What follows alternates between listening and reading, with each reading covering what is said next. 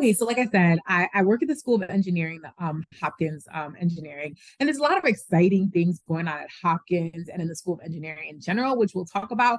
But just want you to know that Hopkins is experiencing a major transition and infusion of funds. We're developing a new school of public policy. I know you might have had people from the Vivian Thomas Scholars Initiative talk to you and people from different divisions at Hopkins. But I'll say that it's a really exciting time to be at Hopkins because we're expanding, we're hiring new faculty. It's really, really exciting. So we'll talk a little bit more about that later. So I'm the Dean of Diversity in the School of Engineering, and I've been there for about 7 years now. So for this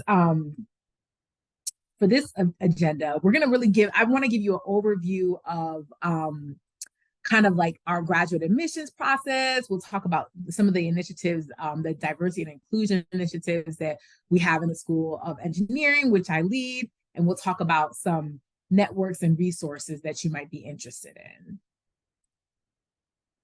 We'll also talk about the student experience as well, and then the admissions process, like what do you need to do to be a competitive applicant?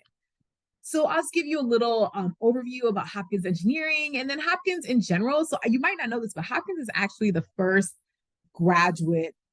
American research university. So we're the first school to develop that the graduate school model, essentially, like what a research university is. So Hopkins actually was a graduate school before it was an undergrad institution, right? So, which is really interesting, and not a lot of schools can say that. But so we were the first American research university. So that means we do research really well. Like that's our expertise. In the School of Engineering, we're really entrepreneurial, really innovative. We're a community of makers and doers, and really dedicated to using our ideas to improve humanity, right? We want to, for the betterment of humanity, we want to innovate to solve problems, grand challenges around the world. Like that's really the goal for engineering. And so I'm sure a lot of you heard of the COVID dashboard. I'm sure if you have, you can raise your hand.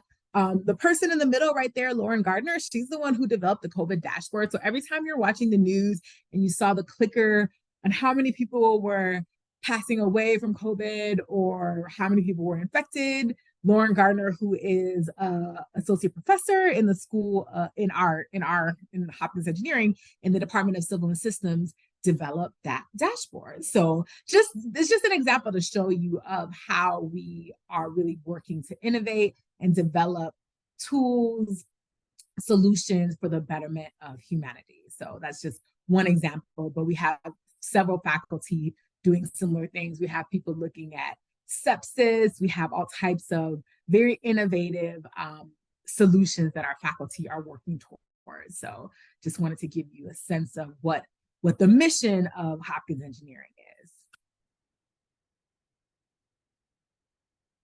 So many animations. Okay. So right now we have about 900 plus doctoral students and 150 faculty, but we have more like almost 250 faculty. It's actually closer to 300 now. So this is kind of old, but yes, we have close to 1,000 doctoral students and more like 250 to 300 full-time tenure track faculty. So we're not the biggest program, but we're not small. So I feel like our size gives us an advantage because the departments are still kind of closely knit. You can still get to know everybody in your cohort. Some institutions, being in a department, it is almost like being in a school itself. It's so large, right? Like, so you're kind of like one it's hard to get to know people, right? There's less feeling of community. But I'll say in our department, since they're smaller, like maybe the largest department is like BME or computer science, and we're still talking about 30 faculty, 40 PhD students, so they're smaller departments. There's a lot of interdisciplinary work. It's very collaborative. So that's something that you should know about Hopkins in general. And I will say that across most of the divisions, particularly the divisions in Homewood. And when I mean divisions, I mean schools. So Hopkins, so the arts and sciences, and also engineering, public health, those places. I would say that smaller departments, more collaborative. So for engineering, we have quite a few full-time graduate programs, which are listed here. Sorry. So you can see we have full-time master's and PhD programs. I won't go through all of them, but you can see them here. Computer science is going to be really huge. I'll tell you more about that. We're investing in a major AI and data science institute. So that's going to explode over the next couple of years because there's a lot of resources going into that area. So I would say AI, data science, applied math, there's going to be a lot of an infusion of resources. They're building a whole brand new building, multiple 1,000 square feet, like 100,000 square foot building for this endeavor. So, but BME, we're ranked #1 in BME. I mean, if you're interested in BME, Hopkins is definitely the place to be for that. We also have a really strong robotics mech-e department. And like I said, I saw somebody that was interested in computer science. We're probably going to be one of the top places to be in CS, AI, data science in the next couple of years. And so for those of you interested in part-time programs, like say you want to work and, you want to work and complete a master's degree, we also have almost all of our departments have part-time online programs as well. So here are some of the similar same interesting program of ours is called engineering management. It's a master's in engineering management, and I think it's a really great program. You can do it full-time or part-time. If you're interested in that, let me know. I can provide you more information, but it's more for people who are like working professionals or who want to go immediately into industry. The master's in engineering management is a great degree to have, is what I would say. So like I said, right now we have like 230 centers, institutes, and labs. And like I said before, we're developing a major AI data science institute that's going to really bring together interdisciplinary perspectives in data science and AI. So it's going to look at public policy. It's going to look at ethical questions around AI. It's going to look at medicine and AI, the environment in AI. Like it's going to look at different interdisciplinary aspects of artificial intelligence and data science. And they're hiring about 80 faculty for this endeavor. So that's a lot. So we're going to have 80 faculty concentrated in this area of AI and data science. And like I said, they're building a major building for this as well. So if you're interested in AI, data science, applied math, statistics, you might want to consider Hopkins, as we're going to really, the goal is to be preeminent in this area, and we're setting ourselves up to do that right now. So it's really an exciting time. So let's talk a little bit about the student experience, because you're doing research, but you're still a person and a student. And what is it like to be at Hopkins as a grad student? I'll try to give you some insight on that. But if you guys have questions, please raise your hand, drop the question in the chat as well.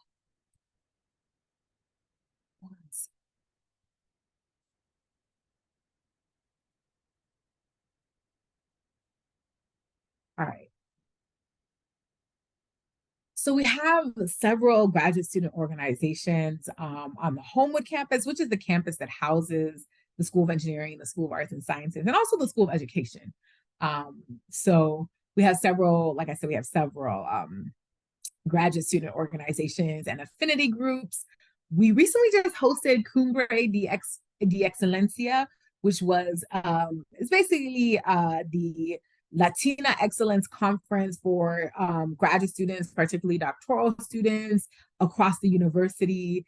It was a conference to really highlight the excellence of the Latino community, and to also provide doctoral students with insights into their professional journey, right? Like whether you're seeking a career in industry or you want to go into academia, this conference really brought in experts and leaders from the Latino community to like share their stories, their backgrounds, and provide advice on how to really succeed in graduate school and beyond. So we did that. We also hosted the Black Excellence Conference, similar to the Latino Cumbre de Excelencia.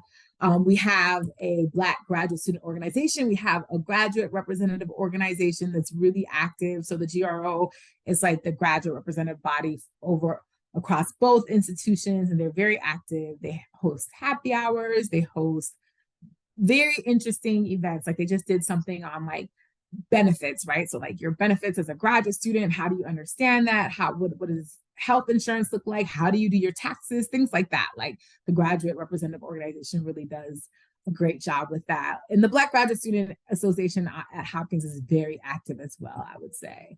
And we have a woman of whiting for women in whiting, and they're really active as well. We also have a diversity leadership council, which isn't just for students, it's faculty, students, and staff, and they help to advise like the president on diversity issues at Hopkins. So a lot of different affinity groups and graduate student groups that you can join and participate in, you know, meet people outside of your department, and bond with people over, you know, common experiences and common backgrounds. So I would say that we're really, really active in that area.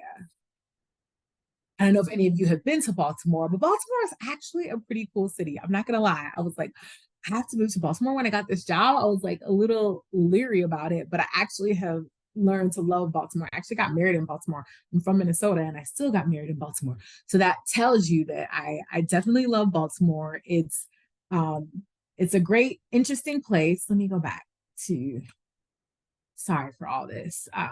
So it's a really great place, and it has a lot of unique neighborhoods for you to like visit and learn about. It's so many. So we have like Canton, we have Remington, Charles Village. Those are the places around Hopkins, and they all have their own unique style and flavor. I think Baltimore has a better food scene than DC. I'm not gonna lie. There's lots of cultural events, cultural things to do. So it's actually a real city. You know, it's not like a college town. It's a real city, and there's a lot of cool things going on in tech, innovation, and startups in Baltimore as well. So it's one of the up and coming places to be if you're interested in like being an entrepreneur in that tech scene. Baltimore's being coming on the map for that. Is there a question in the chat that I need to address?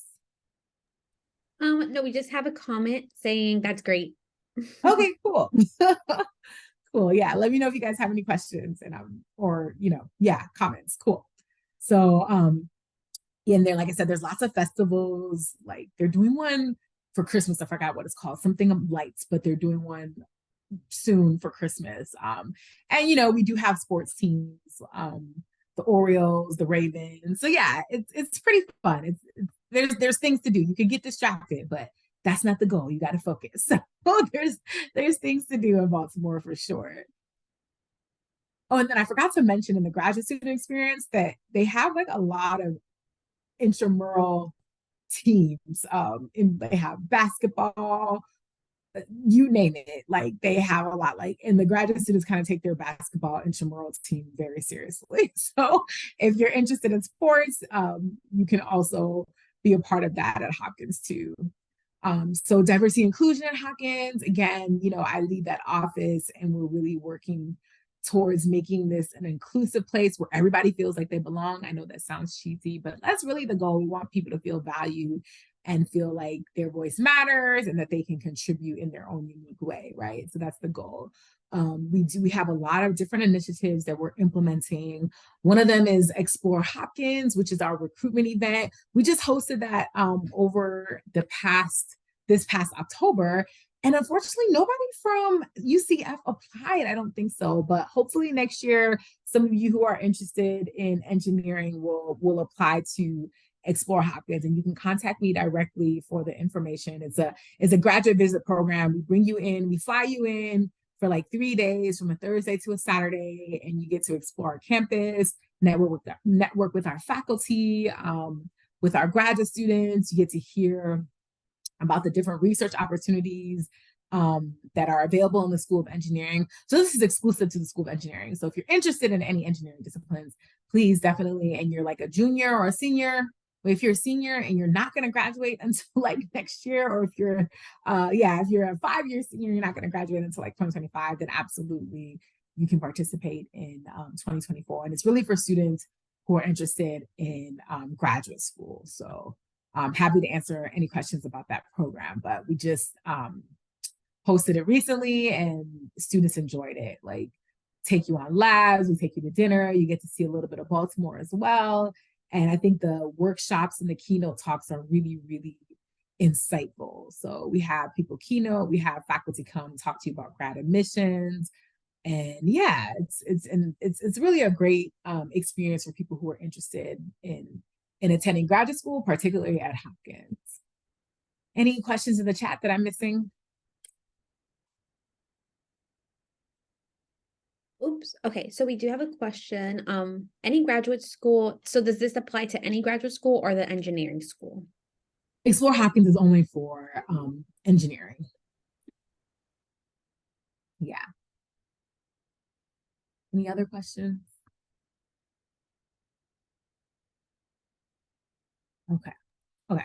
So I'm sure you guys heard about VTSI. So I won't go over it because I know someone from VTSI was here, but it is a fellowship program for students who are coming from HBCUs, HSIs, or MSIs, and then you can apply to be a part of that. And this is not limited to engineering. This is across the university. So if you're a senior and you're getting ready to apply, but the only thing that you have to apply to an eligible STEM program. So if you go to the website, use the QR code, scan, and you'll see if your program qualifies. All the disciplines in engineering qualify, are part of our eligible VTSI program. So like I said, it's a fellowship, but it really provides you with an enhanced experience while you're in your doctoral program. So it's for students in doctoral programs in STEM. So the Percy Pierre is specific to the School of Engineering, and it's our fellowship program that was really designed to recruit outstanding students from diverse backgrounds who will contribute to the intellectual life of our community, of the engineering community, and similar to VTSI in some ways, but this is a 2-year fellowship, while VTSI extends through your whole 5 years. But here's some information about the fellowship. One thing that I think is interesting about the fellowship is that it allows you to be flexible in choosing your research area advisor. Like, you get to rotate through labs, which isn't necessarily a feature of all of our departments, but if you have this fellowship, you are actually afforded that opportunity. So I think that's cool. And my office also does an orientation for students in this fellowship. We also do a lot of professional development workshops and community building for students in this fellowship as well, who have this fellowship as well. Summer research. So some of you who are interested in STEM in general, we have lots of opportunities for you to do summer research at Hopkins. If you're interested in robotics or electrical or computer engineering or CS, I think the computational sensing and medical robotics will be a good fit for you. If you're interested in biomedical engineering or any type of biomedical or chemical, ChemBE, materials engineering, the IMBT program, nanotechnology for biology and engineering, that would be a good fit for you as well. If you're kind of interested in medicine, biomedical engineering, I would say the Amgen one would be a great fit for you. So yeah. And then Rosetta Commons, if you're interested in computational biology, is a good fit as well. So, and for those who are in chemistry, Paradigm would be the best fit for you. So feel free to look through these summer research programs, because they're getting ready. In general, you should start looking for summer research because they're getting ready to launch if they haven't launched. Typically, the applications open November 1st, and they're due like the beginning of January or like early February. So I would start looking into summer research opportunities no matter what area or discipline you're interested in. We also have a new programs for students interested in STEM, which I can send to you all after this. So for engineering, basically you have to have your transcripts, you have to write a statement of purpose, and the statement of purpose is really what you intend, why you want to pursue a doctoral degree in your specific field, and your intended contributions. The GRE scores are not required for PhD applicants, so I would say you don't have to submit them if you don't have to submit your GRE scores. They're not required. But if you feel like you have maybe a lower GPA and you started off rocky, but you did really well on the GRE, you took the GRE and you did really well, I would probably submit if I were you, because that will help balance out a weak GPA, right? Like faculty need to know you're going to succeed in the coursework.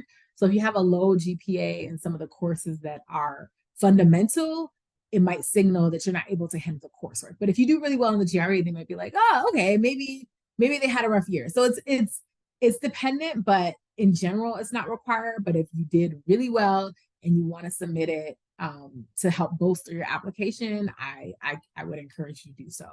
You have to have letters of recommendation, and then your CV, of course, and then a personal statement, which is optional, but I would write the personal statement if I were you. I would definitely write it. Let me see if there's any questions. Any questions? Okay, no. All right. If you have questions and I'm not seeing you, please let me know. Anybody have any questions about this application process? It's pretty general. It's the same, but I know you've heard a lot about what to do, how to get good letters of rec, right? I know you heard a lot about that. So I don't want to be repetitive in giving you that type of information. But here's the admitted student profile. So this is an average. It's not, the standard. It's just what the average student looks like in the PhD program. So have a GPA of 3.7, I would say a 3.5 or above. And like I said, the GRE scores are not required, so I won't talk about that. But the average time to completion is about 5 years. So a little over 5 years, which is good. Like you don't want to be there for like 7 years, right? Like you want to wrap it up in 5 years. So we have a pretty good time to completion. So here are the funding options at Hopkins. And the main two, I would say, are fellowships and research assistantships. Those are the main two funding options that Hopkins Engineering provides. So fellowships, which are awarded, you can get them internally from us, the school, or you can get them externally from external funding agencies. And it's always good to kind of have your own money because you're like a really competitive applicant. Then schools are like fighting for you. If you come in with like NSF GRFP, like people are like, ooh, this person is hot, then everybody wants you, right? But at Hopkins, if you get accepted into the engineering program, you're automatically going to be awarded 5 years of funding. And most of it is in is a research assistantship where you're working on a research project with the advisor. So your advisor's grants are funding you. In one of the departments, in the math department, they also have TAs, teaching assistantships, but the majority of our departments, their funding model is research assistantships, and that's 5 years guaranteed if you are accepted. So that's good to know. So once you get accepted to Hopkins, you're automatically guaranteed 5 years of funding. So that's the stipend and tuition. And this is for the master's program, so I won't really go over it, but similar profile, except the average GPA is just a little bit lower. So I wanted to talk a little bit about the transition to graduate school and how it's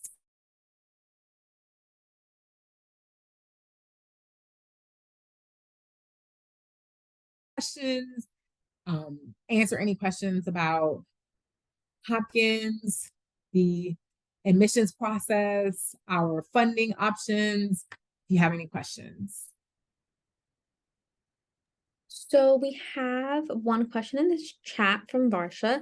They're asking, for the CS programs, graduate programs, do you need to have a background in CS to apply? So that's a good question. Yeah. What else did they say? No, that's the question. So I'm thinking about like different disciplines applying to like undergrad disciplines and into graduate programs. Yeah. Yeah, you actually don't, but you might need to have some fundamental coursework. So you don't have to have a major in CS, but you would have to have some fundamental coursework to show that you have the foundation, right? Like that you are able to complete the coursework in CS. I think that's the main thing. Like, do you have like the math foundation that will let them know, like, okay, this person won't struggle in the courses. So no, your major doesn't have to be CS. Like you get that a lot. Like in BME, people can have a background in like biology and in mechie and mechanical engineering. People come from a physics background. Like they haven't actually had engineering courses, which can be tricky. So either you have some of the foundational courses, or you're gonna have to take those foundational courses while you're in graduate school. So those are the two options. But no, you don't have to have your degree doesn't have to be in CS to apply to the CS program. So that's a good question. What any other questions? Not yet, not right Okay. now. I thought I just want to make sure I'm not ignoring. Okay, thank you. All right. Okay, cool. Okay, so let's talk about transitioning to grad school.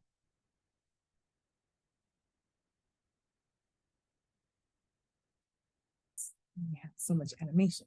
Okay, so let's talk about transitioning to grad school. So right now, you all are in undergraduate, you're getting ready to complete your degree, or you're, a couple years away from that. But grad school is a different type of environment. It's a different way of learning.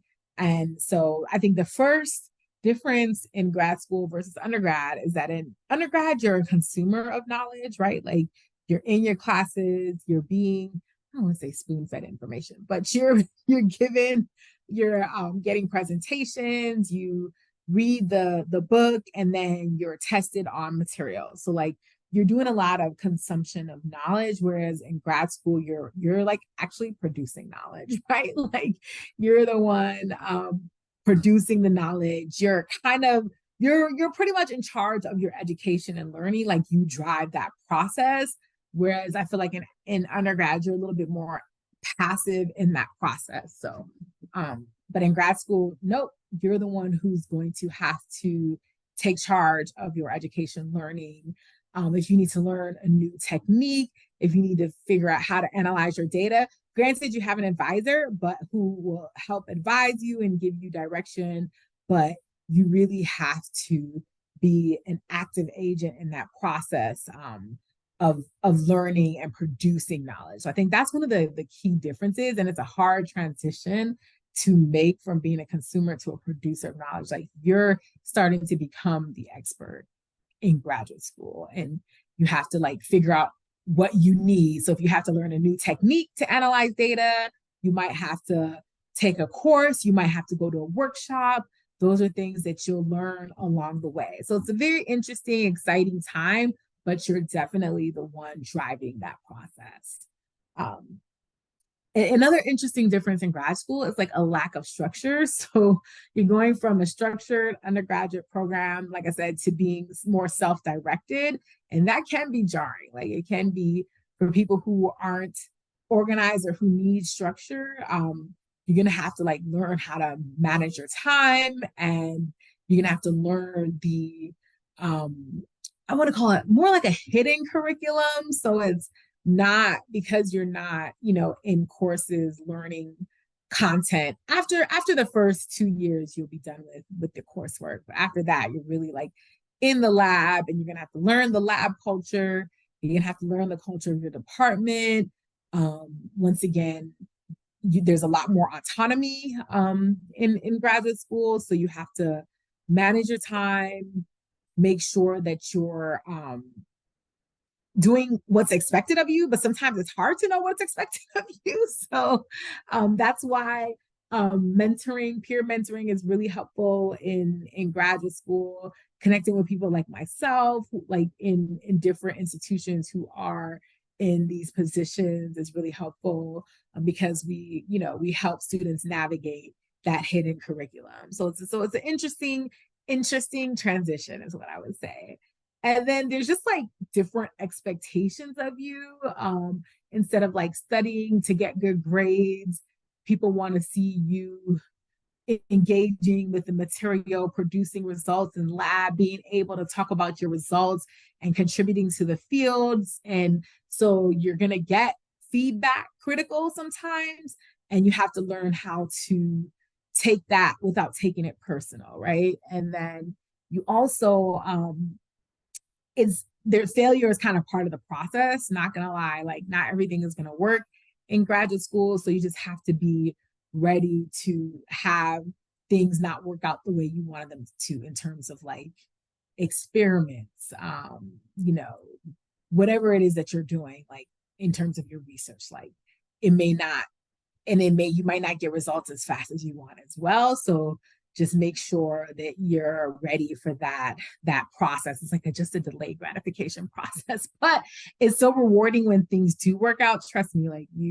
you'll be, it's really, really rewarding to see everything come together. It just might take longer than usual, and there's a lot of feedback, sometimes critical, along the way. So just keep that in mind, and try to separate that from who you are as a person. It's not about you as a person, really. It's just about your work and improving it. And then last but not least, I would say that the advisor relationship is really, really important. And so you want to, first of all, you want to choose wisely. And I'm sure you guys have talked about this in different sessions. You want to choose that person wisely and think about their style and how it meshes with you and in your style. And would this be a person that you can work with for the long term? And can this person support your growth, your this process, right? You want to think about that. Do you like their communication style?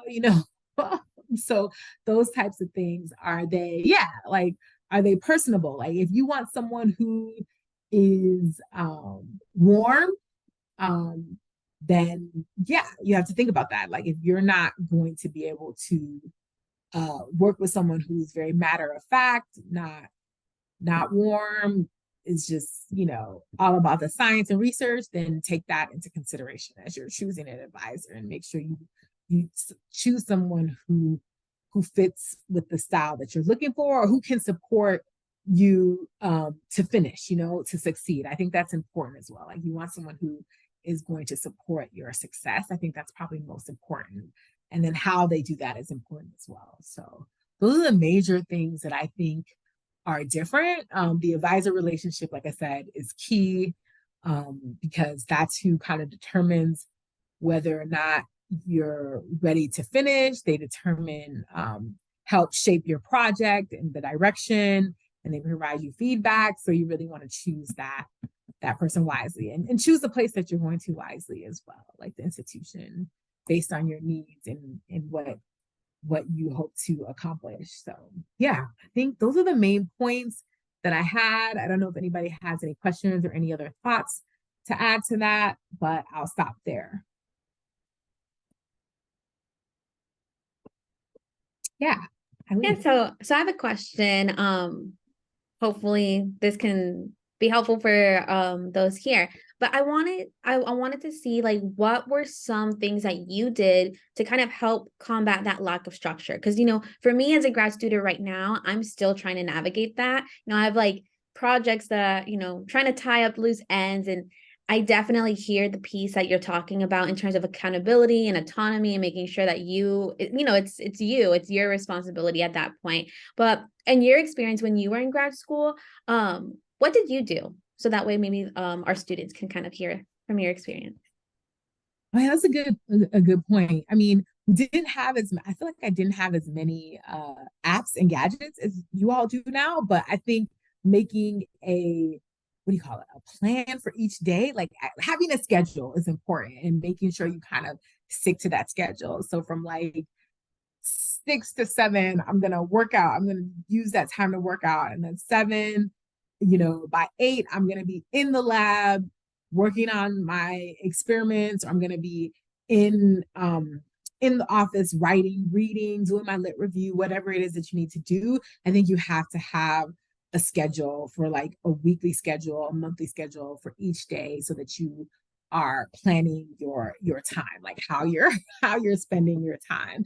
Also having like accountability writing groups, like I did that as well, which I think is important to have networks of support, people who are like going through the similar things as you who can support you through that process. So like if you have a great cohort, you know, studying with your cohort, making sure that you're checking in with people if you're trying to hold yourself accountable to a writing group, setting meetings with your advisor so that you know, okay, like a weekly meeting. Like if you're somebody doesn't who needs structure, then I would probably like have a weekly meeting with my advisor so that I would get things done. You know what I mean? Like, okay, I have to meet with my advisor.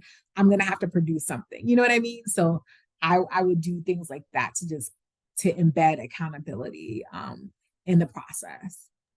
Yeah, so what I'm hearing too is that accountability doesn't always have to be isolating, that you can always Mm. like, pair it with that support system, like kind of like an accountability buddy and things Of like that. course, yeah, absolutely. That it really helps for weight loss, for everything.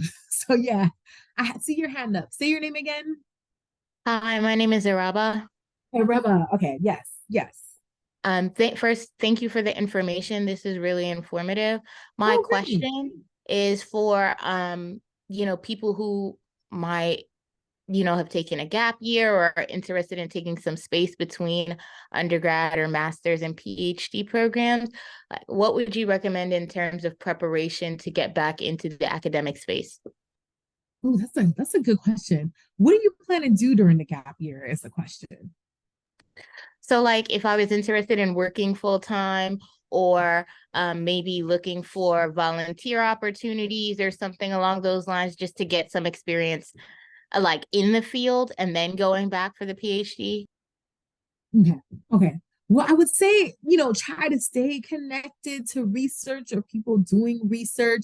So, like maybe in your gap year, at least, you know, you might want to still go to a conference in your field or your aspiring field if possible. But if you're working full time, if you're working in industry, in a semi-related area that does research, that would be great as well. But regardless, you can still translate the skills that you learn in industry. You can still translate that to the PhD. You can talk about how you worked in a team, how you managed a project, because that's what the PhD is about too. So the skills that you're going to use in the industry or working full time, I'm sure they'll be transferable. But if you kind of want to stay abreast in the field and know where the discipline is moving, you might want to go to a conference while you're doing that, is what I would say. That's helpful. Thank you. Okay, no problem. Any other questions? Chats? Yeah, that's a good question. People do take gap years all the time, so that's not looked down upon. Like people actually like that because then they feel like you went out and experienced something and you know this is what you really want to do, you know? So they actually say, okay, this person worked for a bit and they really realize, okay, this is where I want to be. Research is where I want it, what I want to do. So I think it's actually looked upon favorably. Yeah. And I was thinking too, so just like if it adds to your application in terms of competitiveness, or getting like those supervisors letters or like faculty letters and things like that. So really refining your application is one way to see it as well. Yeah, like the supervisor letter can be helpful if they speak to those transferable skills, right? They have to talk about like your contributions to the team, like what your contributions to the team were. They can't just say so and so worked here from they were a great employee. We would hire them again. Like, it really has to talk about those transferable skills that people are looking like managing projects, you know, collaboration, looking at a problem from an interdisciplinary perspective. So I think, yes, it can definitely help strengthen your application.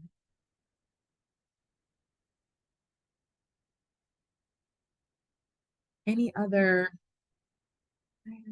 any other questions? I'll stop share because this thing is getting on my nerves. Any other questions about the app process, STEM programs? Sure, I will share my contact information.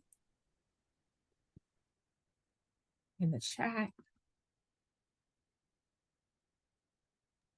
So one question that I have for those in STEM, because I'm not in STEM. So in terms of counseling, I don't know if that would be STEM related. I don't think so. But for those who are in STEM joining us today, what would you say is something that the admissions looks for, like really closely to kind of determine? Oh, yeah. So the departments, when you apply to the doctoral program, you're applying it directly to the departments at Hopkins.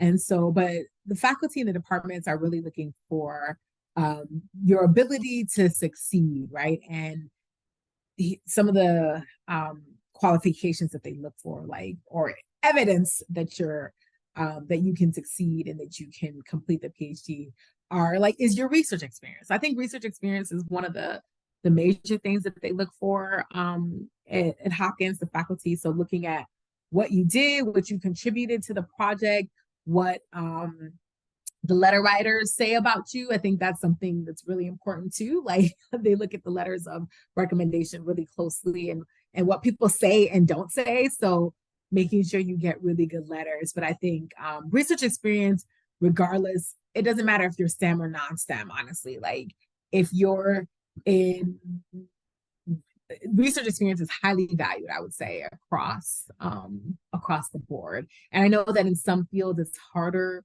to get access to research experiences, but let's say you're applying to like maybe history or English, so they'll look at your writing samples, right? So they'll look at things like that instead. But letters of recommendation are always going to be key. So making sure you get strong letters from people who really know you and know your work.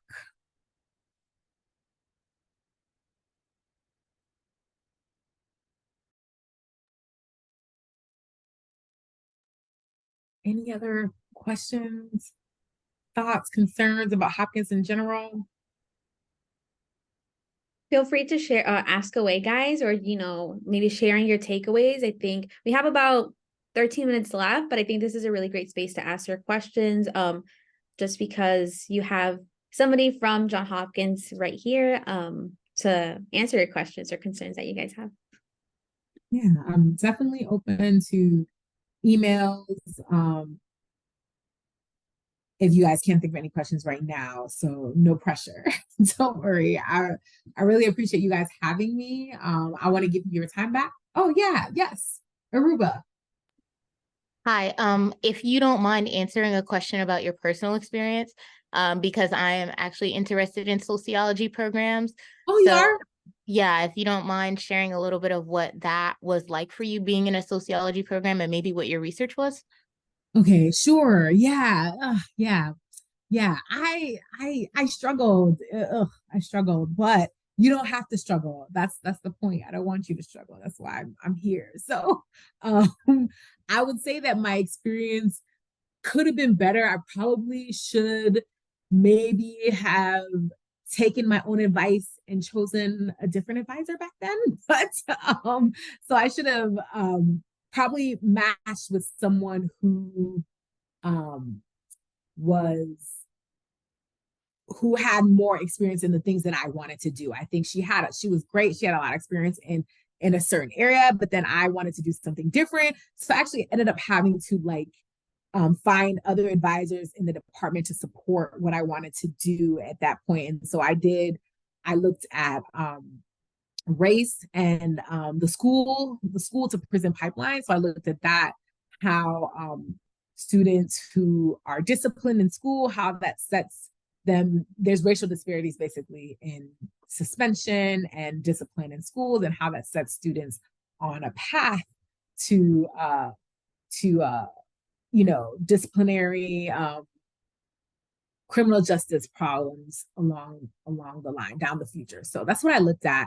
And it was kind of a new area back then. Now, like, I feel like you see it a lot, but back then there wasn't a lot of research and literature in that area. But so I was like, I would say I was in the intersection of like race, education, and criminology is what I was looking at. So I had someone in criminology who kind of like took me under her wing and helped me and supported me.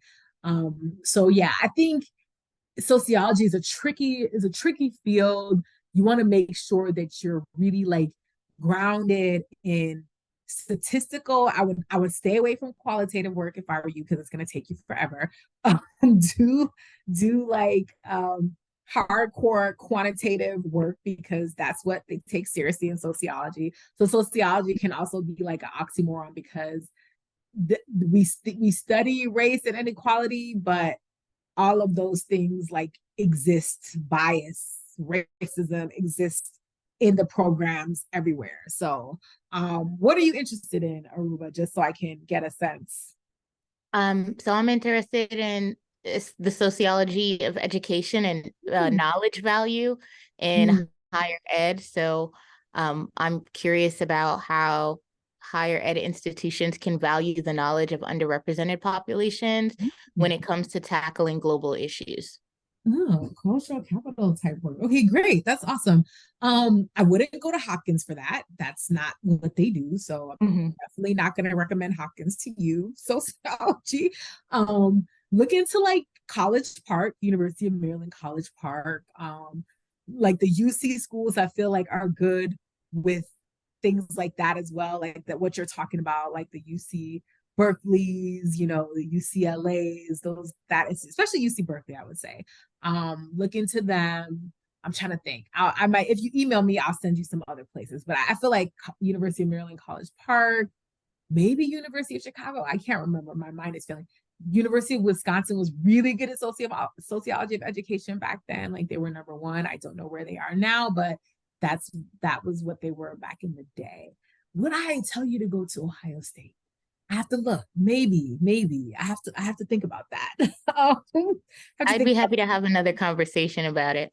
Okay, we can talk. Let's talk about that. Sorry. Thank Yeah, you. but I'm excited. I'm happy for you. You can definitely succeed in whatever you want to do. So yeah, email me and we'll chat. Sounds good. Thank you. Mm-hmm. So we Any have, other questions? yes, Yes. so we have a couple minutes left. We do have a question. This question's from Michelle. So she is asking, well, she stated she's worried that admissions would find it concerning that it took her about 5 years to complete her undergraduate degree. Is that a true, No, statement that she no, heard, or maybe talking about that a little bit? no, not at all. What? What's your major, Michelle? I'm in health sciences. I switched my major. I think I started in biomedical, but then I Uh-huh. realized that was very lab work oriented, like it would be so that I would work in a lab, something Mm-hmm. like that. So I was like, no, I think I want something more in person. So I switched to health sciences. Okay. And then I had to take a bunch of different courses. And so I'll probably be graduating. Well, I'll be graduating in spring 2025, although I should have been graduating next spring, like from the regular timeline. I don't know if they will find that concerning if I are just in graduate school No. admissions.